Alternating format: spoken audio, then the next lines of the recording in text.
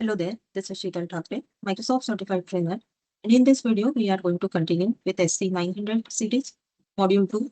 The agenda will be to demonstrate the concepts of SC-900 Module 2 and explore the concepts related to Module 2. So we start with the demonstration of MFA, multi-factor authentication, SSPR, self-service password reset. Then we will check on the password protection features, how you implement conditional access management, what is the concept of PIN, implementation related to PIN, and then identity protection. So let us go to Intra portal. Now we are in intra.microsoft.com, Microsoft Intra Admin Center. On the left pane, you find under Intra ID, users. If you go to users, if you go to list of users, use this horizontal ellipsis per user MFA. We select per user MFA. By default, you see the MFA setting for the users is disabled. This status is disabled. Select the users for whom you want to turn on either single or multiple users. All of them can also be selected. As soon as you select any user, you find enable MFA is enabled.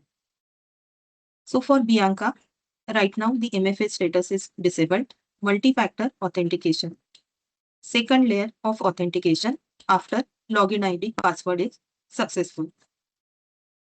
Enable MFA.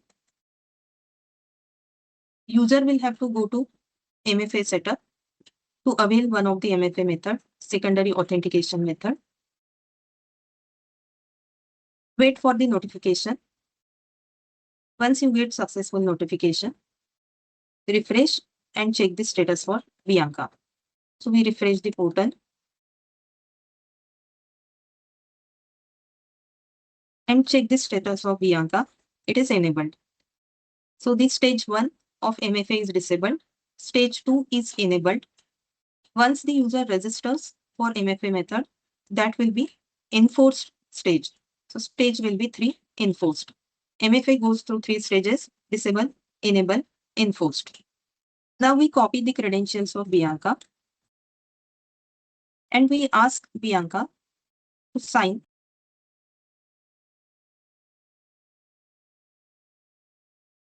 We copy the password for Bianca.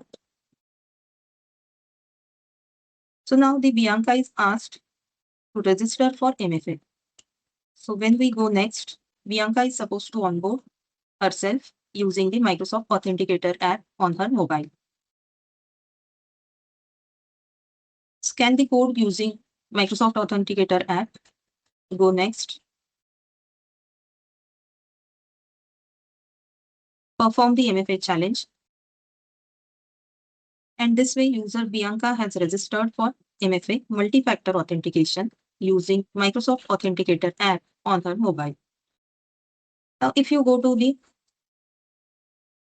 Entra ID, refresh the per user MFA dashboard. Now we check the status of Bianca is enforced because Bianca has now registered for the MFA, secondary authentication. So status has changed from disabled to enabled, enabled to enforced. Bulk operations are also possible here. So you will be able to select multiple users, update their passwords. You will also be able to upload the CSV files and change the status from disable to enable. So this is the feature of multi-factor authentication. The authentication methods which are available to user depends on your setting. So on the left pane, you have authentication method. And these are the various policies which are available for authentication. You find Microsoft Authenticator app for all users is already enabled on the tenant. Other methods which are available: temporary access pass, software auth, email OTP. If you want to avail any of the other method, you should be selecting that method and turn on this enable. So this toggle button allows you to turn on this QR code authentication method available for either all the users or selected group of users. If you check the connected page here, learn more, and go to what is authentication, you find few of these methods can be acting as primary as well as secondary authentication methods, whereas Microsoft Authenticator password is acting as primary only, not secondary. QR code is acting as primary authentication only, not secondary. Similar to password, which is the primary authentication method. Whereas rest of them, Windows Hello, Fast Identity Online, Passkey in Microsoft Authenticator app, certification-based authentication, they are available as a secondary authentication method as well. The other way of turning the MFA for user is with the help of security defaults. Go to Enter ID from the left pane, Overview, Properties, and here you find security defaults. If you check the option Manage Security Defaults, by default it is disabled. You can enable it and save the status. But when the security defaults are on, conditional access policies cannot be used. If you go to related documents, security defaults in Microsoft Entra ID, here you find following administrator roles will be required to do MFA every time they sign in. So security defaults is making it mandatory for all the admins to go through MFA challenge whenever they sign in. But for non-admins, other users, whenever they are found risky, then only they are required to go through MFA. So security defaults is another way you can avail multi-factor authentication. Now we check on SSPR, self-service password reset. If you go to the left pane, password reset menu, you find self-service password reset, whether it is enabled in your environment or not. When it is selected for certain group, the group members can avail self-service password reset, for which MFA is the prerequisite. If you select none and save, no user can use self-service password reset. If you go for all the users can avail the facility of self-service password reset. You can click on this select group option and select the group you want to subject to the password reset facility, self-service password reset facility.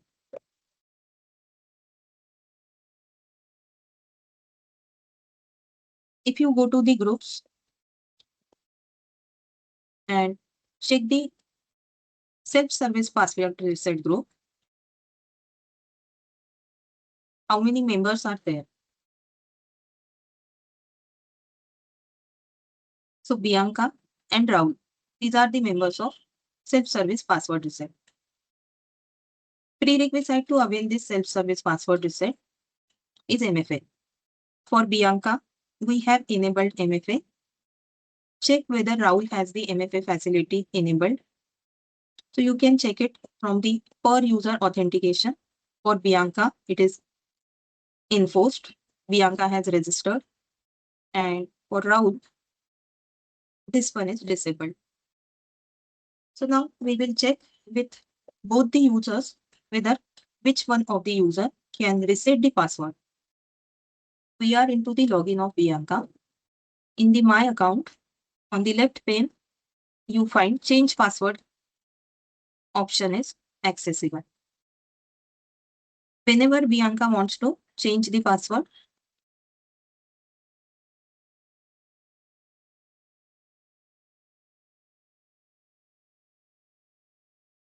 Bianca will be subjected to MFA. Once the MFA is approved,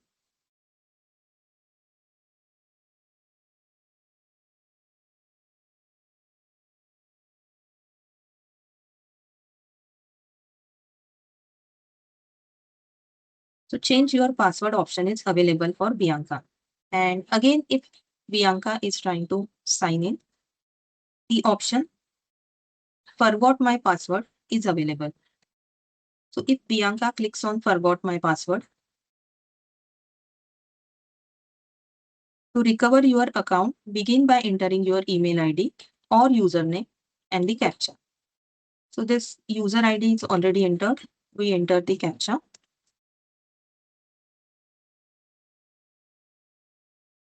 And go next.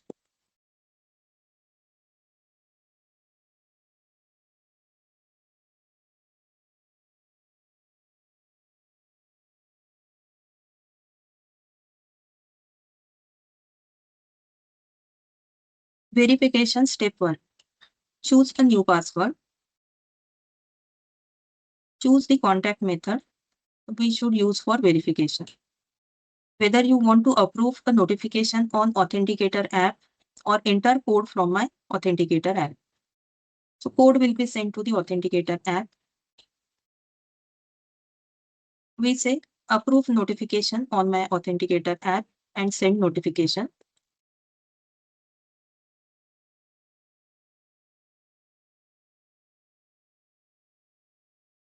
The number is entered and is approved. Now the Bianca is able to change the password. Now same thing if you perform for the user Raul, for which MFA is disabled. Try to log in using Raul's account now. And here there is option forgot my password. Let us click on this. So user's credentials are entered. User enters captcha. It says we are sorry. You cannot reset your own password because you haven't registered for password reset. So this we are getting because the user has not registered for the MFA. User is already in the password reset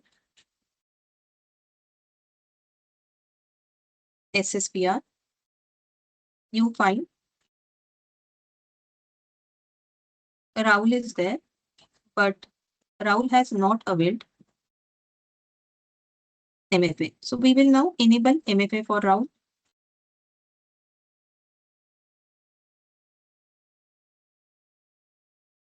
And we confirm by refreshing the admin portal.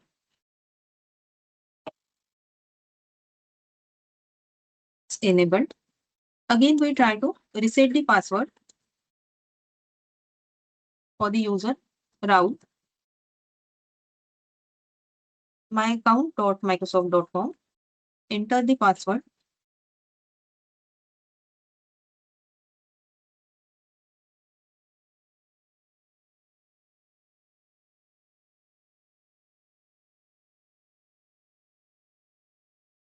So it is asking to register for MFA. We register Raul using the Authenticator app.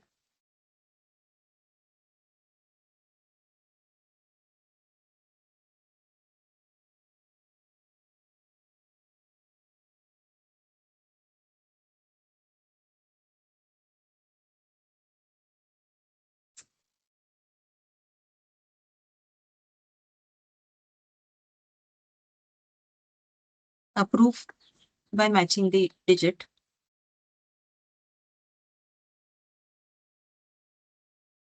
Raul is onboarded to Microsoft Authenticator and eligible to go through MFA challenge. So now we again test whether Raul can change the password. So in my account of the user Raul,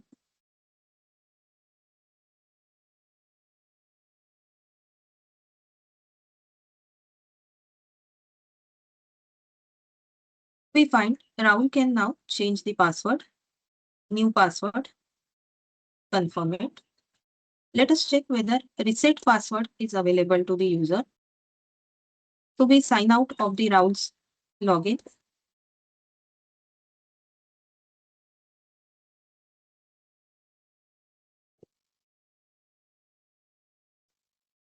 and try to log in. Here, instead of entering password, go for forgot password. Try to match the captcha.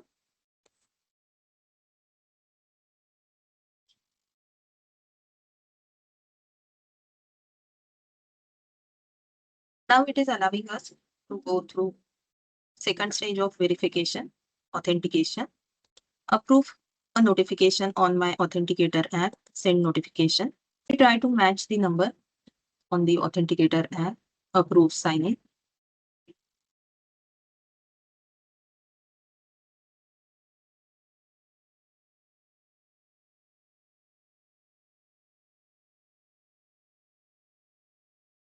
So Rahul is now able to reset the password. It is asking new password, confirm password. So this way you find MFA is the prerequisite for feature SSTR, self-service password reset, which is available in the Entra Admin Center under the option password reset. Go to the authentication method, password protection, and here you find if there is the password spray attack or brute force attack against any user's credentials. So there will be multiple failed logon attempts. So in that case, you want user's account to get locked out after certain number of logon failure attempts. So you find how many failed sign-ins are allowed on the account before first lockout. So if the first sign-in after the lockout also fails, the account locks out again.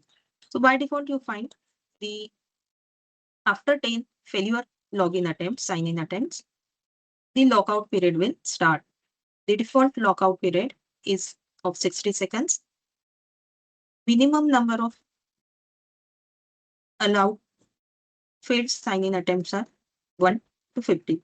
So we say that after 3 failed sign-in attempts, the account should be locked out. And the minimum and maximum duration is 5 seconds to 18K seconds. So we say that it should be locked out for say 90 seconds. Whether you want to avail custom band password. So if you say yes, so when you avail this, you can be entering all possible terms or phrases which can be used as password. They are commonly used and very vulnerable for the brute force attack, credential theft attack. So those should be banned. If someone is working with the Contoso organization and if they are trying to use Contoso 123 or similar passwords, so that can be banned. So here, Contoso 123 you can write, or pass 123 you can write, or password 321 you can write.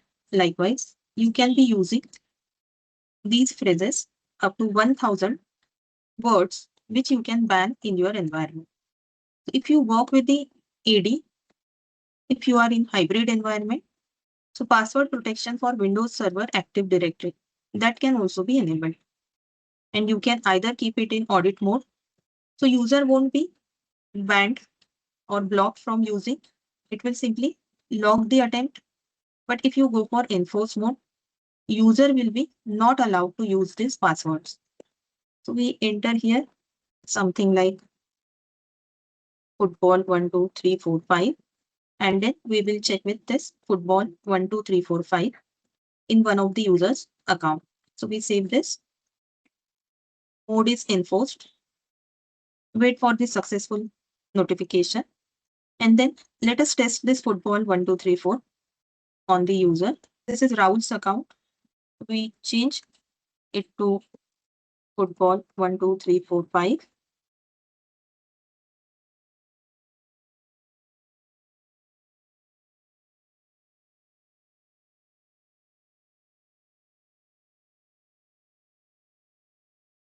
So it says password contains a word or phrase or pattern that makes it easily guessable. Please try a different password. Now the next feature from Entra ID we are going to check is conditional access. So before that, we check whether one of the user, say user Megan Brown,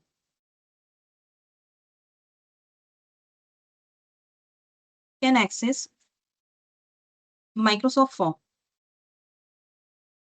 forms.microsoft.com.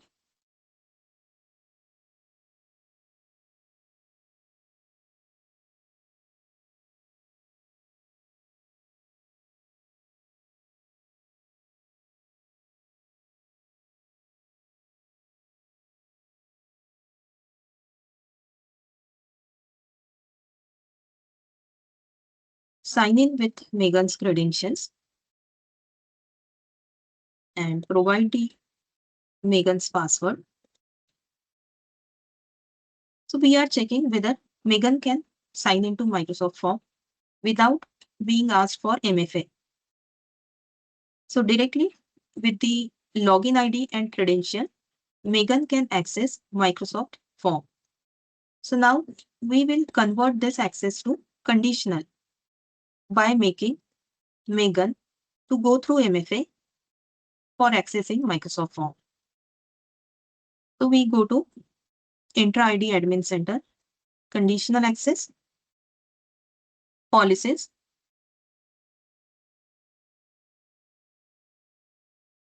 create a new policy. Policy name is Conditional Access Policy for user Megan B to access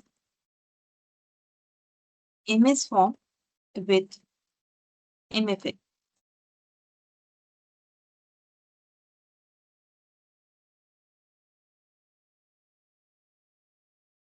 So we select in the assignment that selected user is Megan.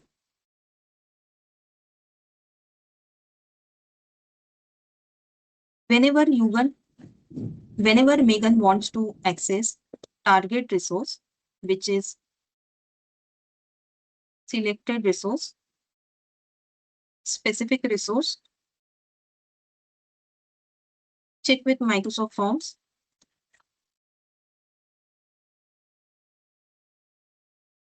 Microsoft Forms. So whenever Megan wants to access Microsoft Form, the access should be granted.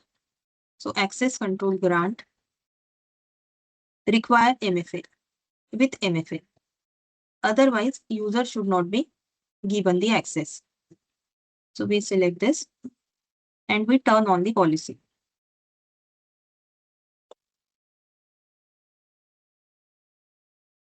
Wait for the successful configuration notifications. You can test out this with the what if tool. If I select what if,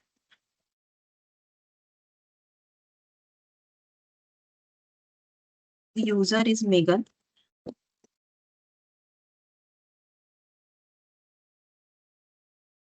Megan is trying to access the cloud app, Microsoft Form.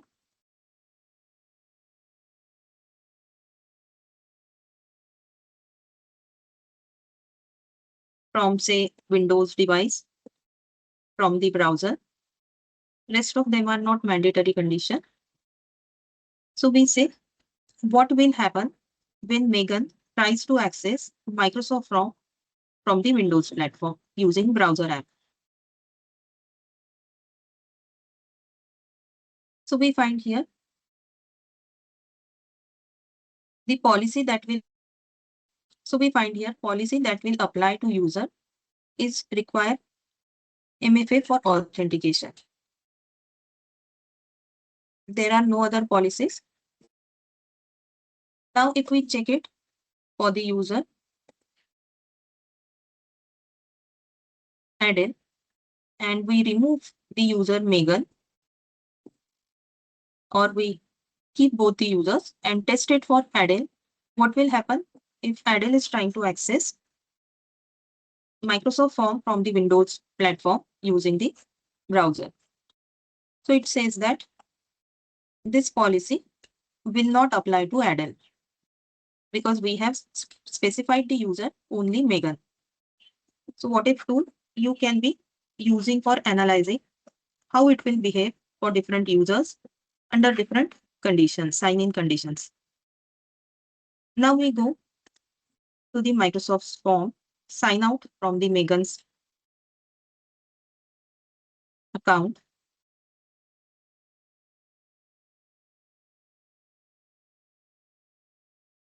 Now we go to Microsoft Forms, sign out from the Megan's account, and again try to sign in using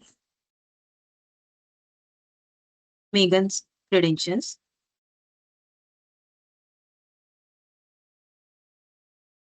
And we again try to sign in using Megan's credentials. We enter the password for Megan.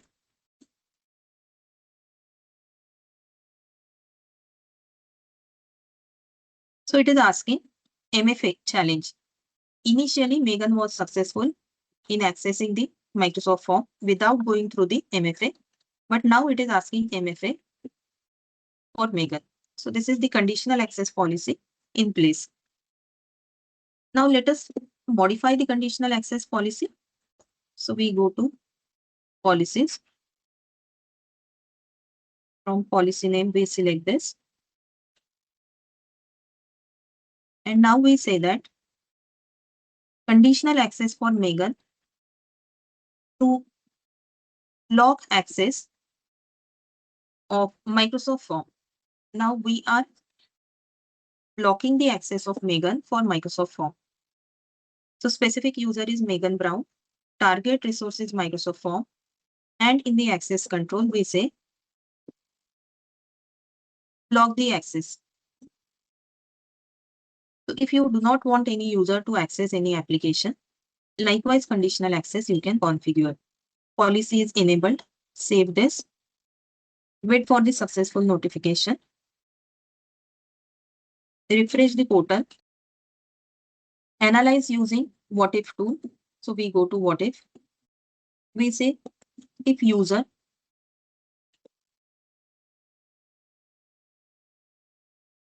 Megan is trying to access the specific resource, which is Microsoft form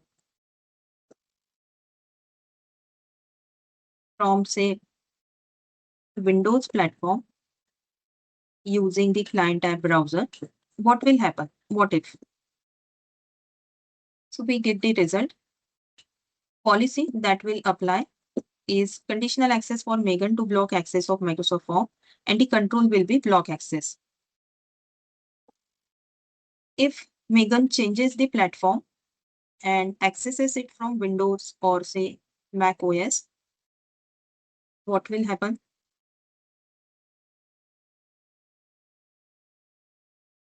The policy which is applying is same policy. Now we check this conditional access policy to check whether Microsoft form access by the user Megan is blocked or not. So Megan enters the credentials to access the Microsoft form and it says you do not have access. Your sign-in was successful, but you do not have permission to access this resource. So conditional access policy is working fine. The next topic we verify is PIM, which comes under identity governance, privilege identity management. If you go to privilege identity management, you can manage the intra roles, groups, and Azure resources under privilege identity management, where the access will be approval based. MFA can be asked. So we test PIM feature on Microsoft intra role. Select manage Microsoft intra role. Assign eligibility. Go for add assignment. And we try to manage the intra role, say application admin at directory level, tenant level. We select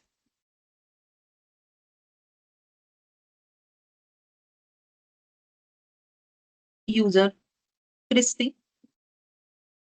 And the next set of settings you find they are whether the assignment type should be eligible or active. If the assignment type is eligible, user will have to activate it. whether it should be permanently eligible or it should be eligible for certain amount of time, say 1 year, or say for 1 month.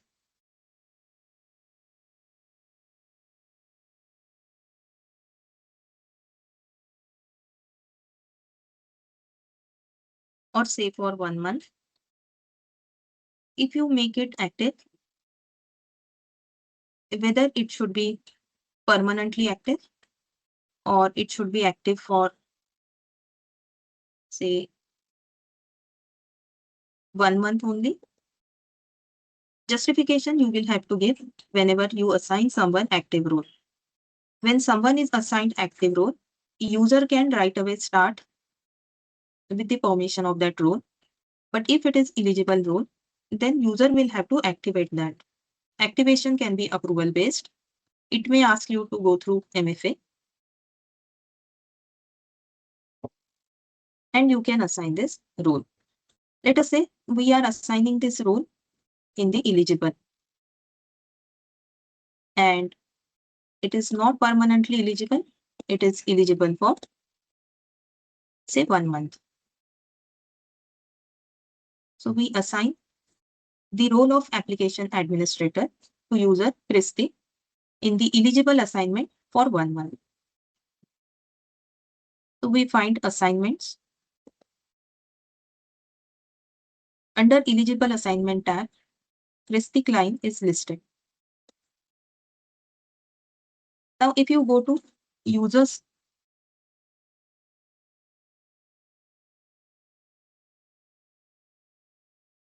now if you go to account of this user, Christy, now let us copy the credentials of Christy and let us go to the intra.microsoft.com and sign in with the credentials of Christy.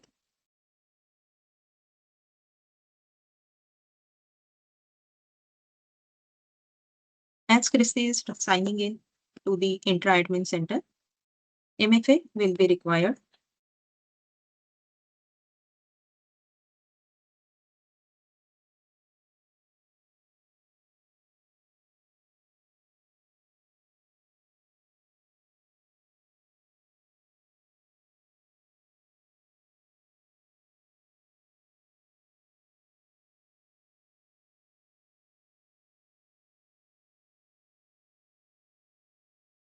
Christy is going through the MFA challenge.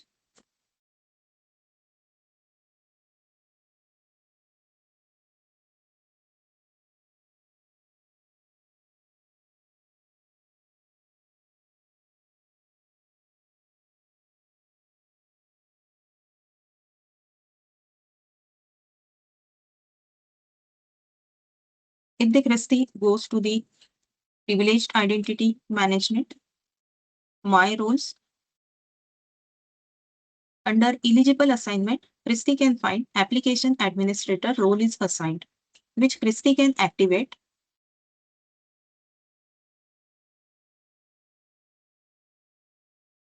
Christy can go for anything between half an hour to 8 hours for requesting the role.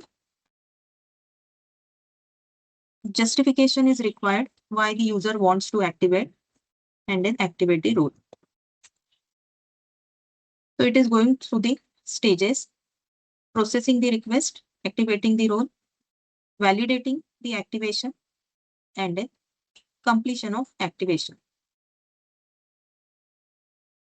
So now you find for Christy under identity governance, PIM, my roles, the role is activated. End time is also specified here as it was available for 5 hours. User can deactivate the role as well. Whereas in the eligible segment, user can activate it till 1 month. Anytime user can request for activation. Now we go back to the intra ID with admin credentials. And we can also change the role settings. So when we say Microsoft intra ID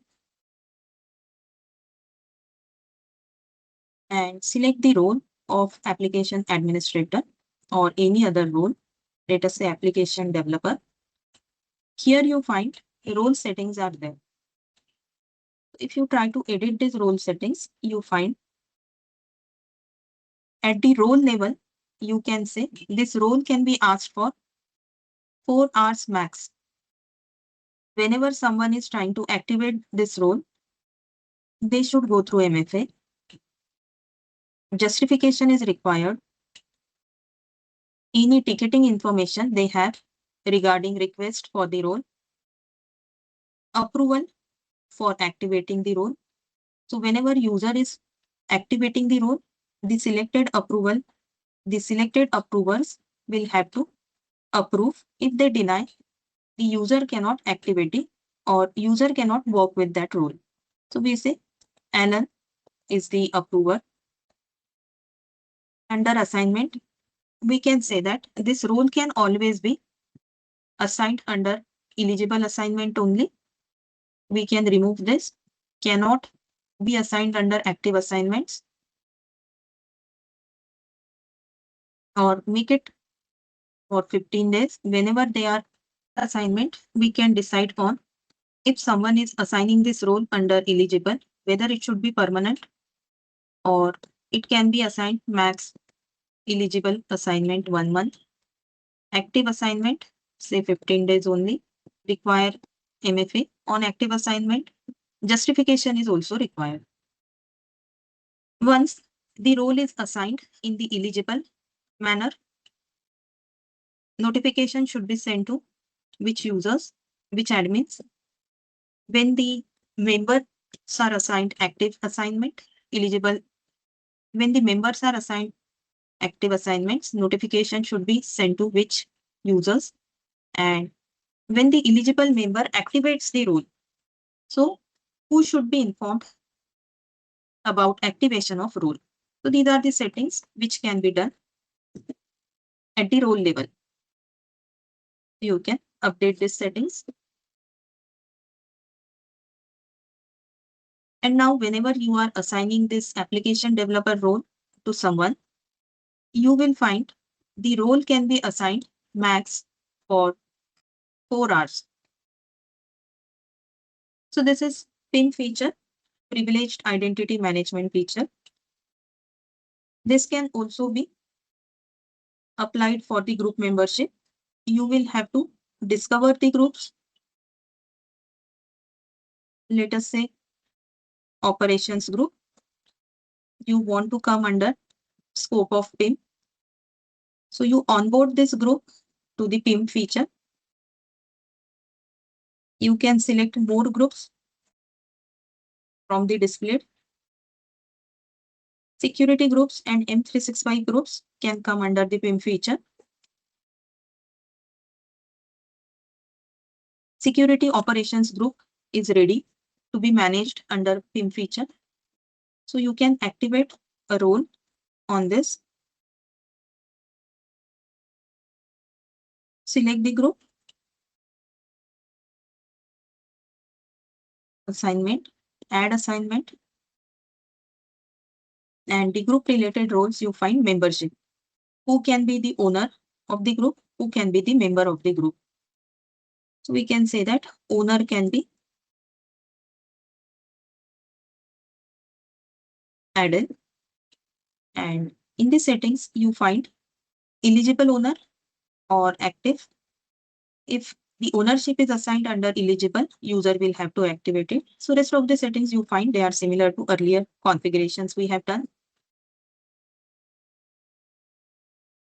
Azure resources can also be managed under the PIM feature. So the subscription will be required in that case because these are subscription based. The last feature we are going to explore related to SC-900 module 2 is identity protection feature. This is premium P2 feature under which if you go to the dashboard, you will find you can configure user risk policy, sign-in risk policy, and MFA registration policy. So one of the way for making MFA mandatory is configure the MFA registration policy for your tenant. per user MFA, security defaults, and the third way is MFA registration policy under identity protection. So identity protection feature allows you to define the user risk policy. Settings are select the users which will come under the scope of policy. We say test users Alex and Alan.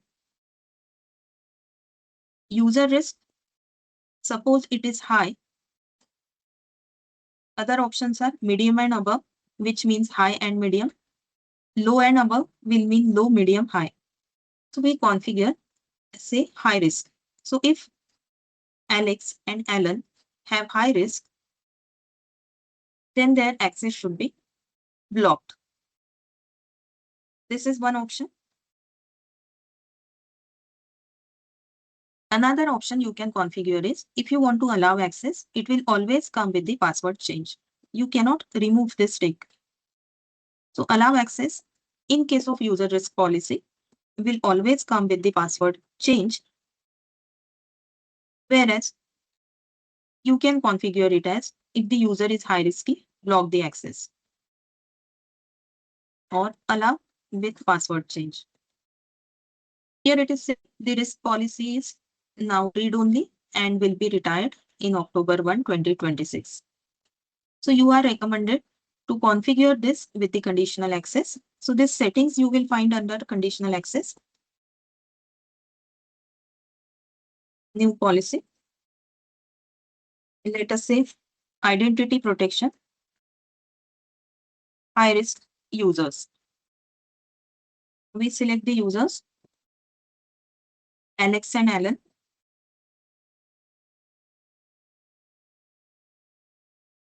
And here under the conditions, you should find user risk. So configure this. Say if it is high risk user, then the access control should be blocked or granted with password change. That option is also available here.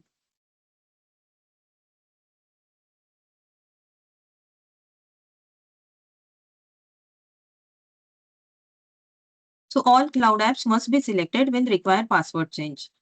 So here, all applications you will have to select whenever these two users are trying to access all the applications with the high risk, password change should be required.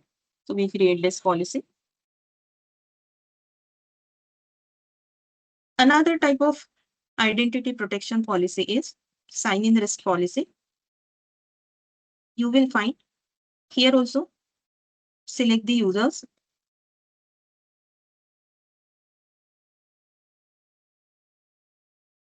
We select same users, Alex and Alan. You can change and select any one user or group of users or all of them. When the sign-in risk is, say, medium and above, so allow access with the MFA only. You can block the access also, but if you want to allow, it will only be with MFA challenge. So this policy also, it is suggested you configure using the conditional access policy. And MFA registration, this is made mandatory. They require MFA registration for which users you want to make it mandatory, all users or individual users, that you can be selecting. Select the test users. Let us say Alan and Alex. For them, we are making it mandatory to go for this MFA registration. Enable the policy, save this. Are the identity protection intra-ID premium P2 features, user risk policy. When the user risk will be high, if the credential stealing attempts are performed on user's credential. Sign-in risk policy, when the sign-in risk will be associated with the user, when user is signing in from the malicious IP, atypical location, infected device. So likewise are the real-time conditions. We go to the slides of SC-900 Module 2 and explore the contents of Module 2 on the slides. Describe the functions and identity types of Microsoft Entra ID. Microsoft Entra ID is identity and access management tool for cloud identities. If they are on-prem identities, Active Directory tool is used for identity and access management. This Microsoft Entra ID can also be synced with the on-prem Active Directory. What is Entra ID?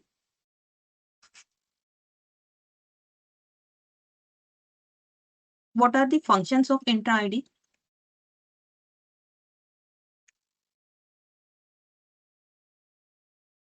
Why to use Entra ID? So we are using it for 4 A's.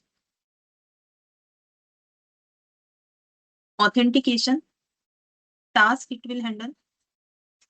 Authorization, task it will handle. Audit task it will handle.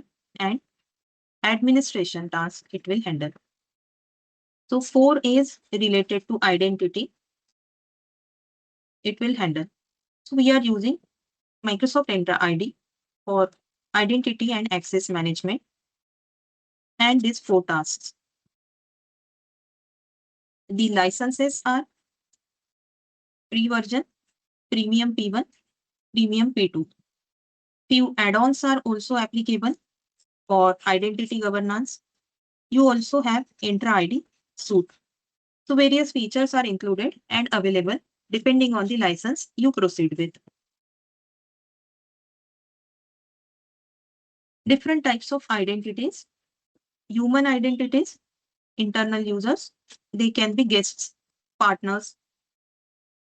Internal users, they are your employees. External users, who can be guests, partners, customers. Workloads can also have the identity in the form of service principals and managed identities.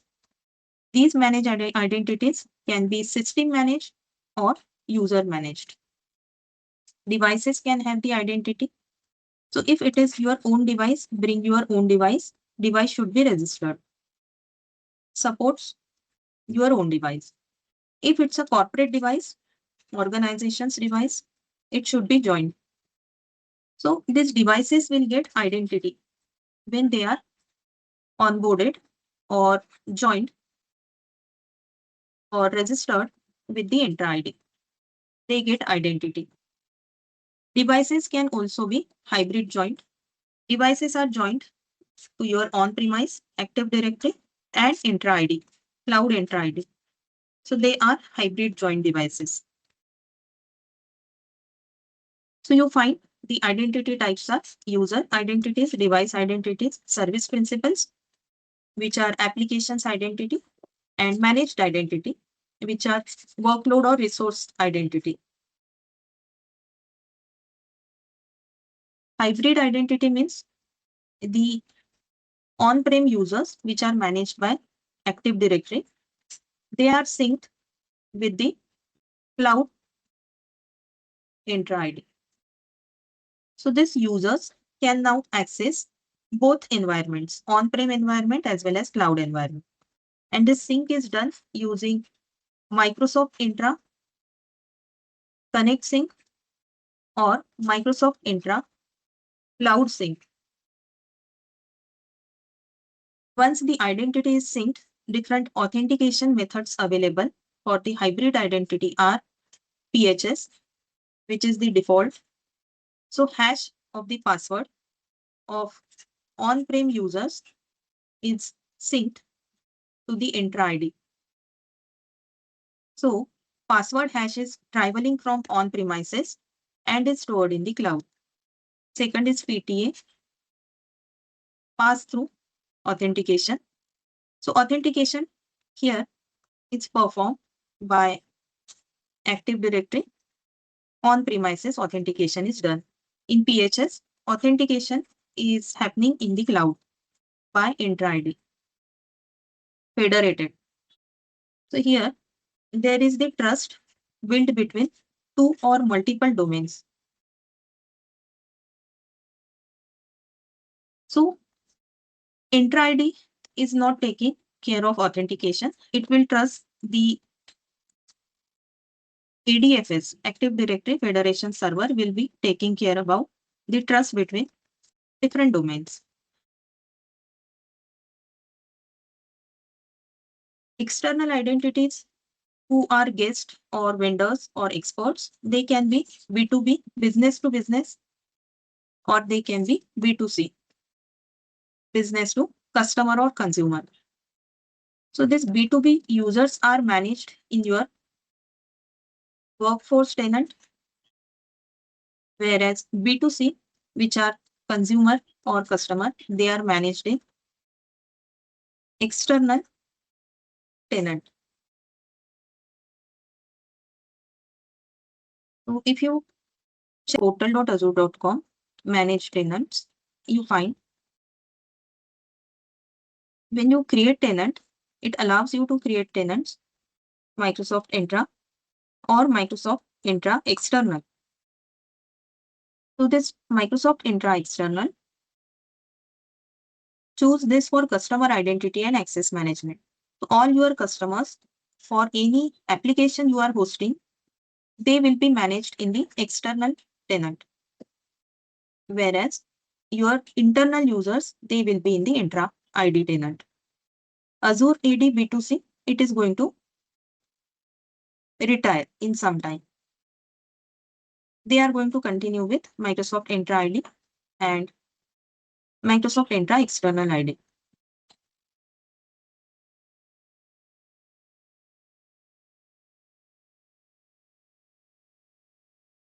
So here you find I have a consumer tenant or external tenant. Tenant type is external, whereas for the internal user, it is Microsoft Entra ID. So you manage the consumers or customers in the external tenant.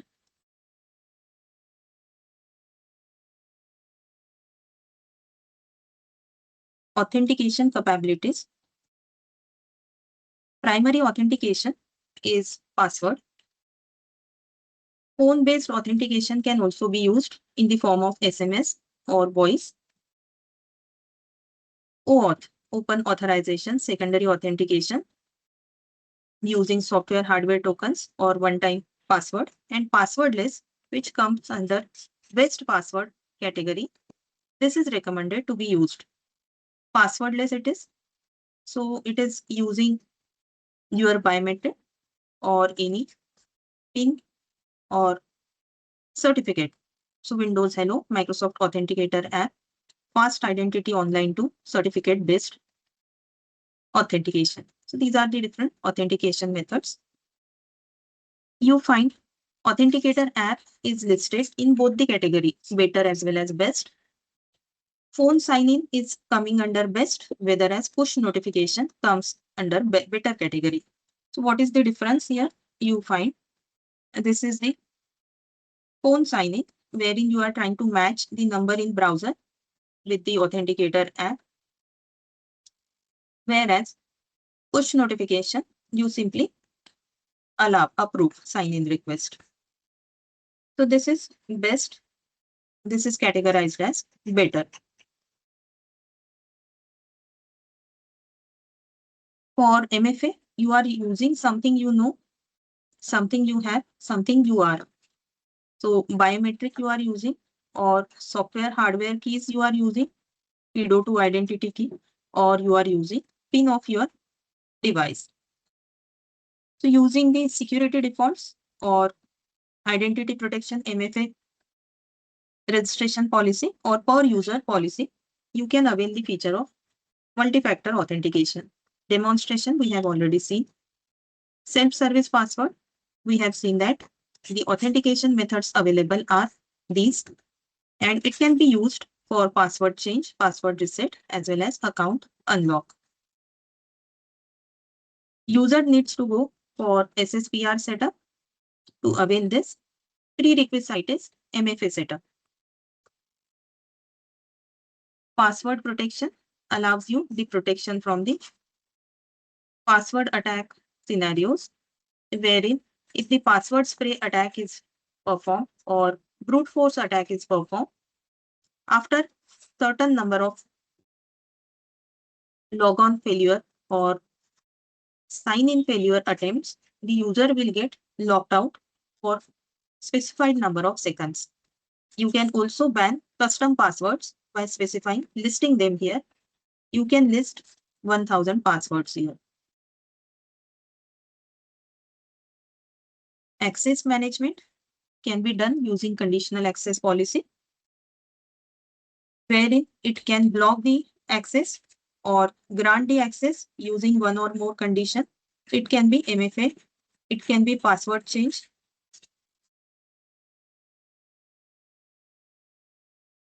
Real-time signals, it is going to check for the sign-in risk is sign-in activity is performed from the anonymous IP address. Sign-in activities performed under impossible travel to a typical location.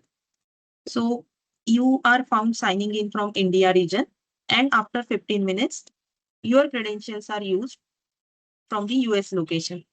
So this is a typical travel to a typical location. Sign in from infected devices, sign in from the IP address with suspicious activities, and sign in from the unfamiliar location. So each of this real-time condition is having some sign-in risk associated with it. Whereas for users with the leaked credentials, the risk is high. Risk level is high. The roles can be intra-ID roles. The roles can also be subscription or Azure roles. So we find the intra roles can be specific to the service, or that can be cross service as well. So we find some of the role as in security admin. Security admin can work in the intra-ID, security center, MDC defender for cloud. So that is cross service role. Whereas service specific roles we find exchange admin, Intune admin, they are assigned from the intra-ID, but they have their authority in their particular security solution only.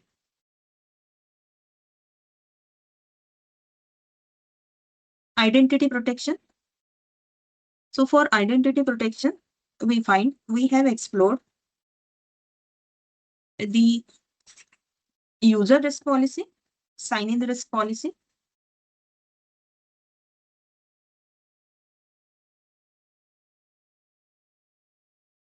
Next is identity protection and identity governance capability. So under identity governance, you find you can control the life cycle of the identity. You can have the access reviews for the roles assigned so that user should not hold on the permissions. If the permissions are not required, they should be deleted. Guest users' permissions should be reviewed every now and then, whether they really require the permissions. So multi-stage review can also be configured. So multiple users will be reviewing the access requirement. Entitlement management will deal with what resources are accessible and can be requested by user as a access package. So that is identity governance feature, which also comes with the access review, terms of use, agreement. Under privileged identity management, we have seen just in time access can be requested, time bound, or just enough access. It can be approval based. Notifications will be sent when the roles are assigned, they are activated, and all these actions will be audited. So you can changes which role assignments. Under identity protection, we have seen user risk, sign-in risk policy. Reports can also be generated. And if the risky user is found or risky activity, risky sign-ins are found, then you can remediate them as well, manually or with automation. Reports can be exported. So that was all related to SC-900 module 2. Thank you all.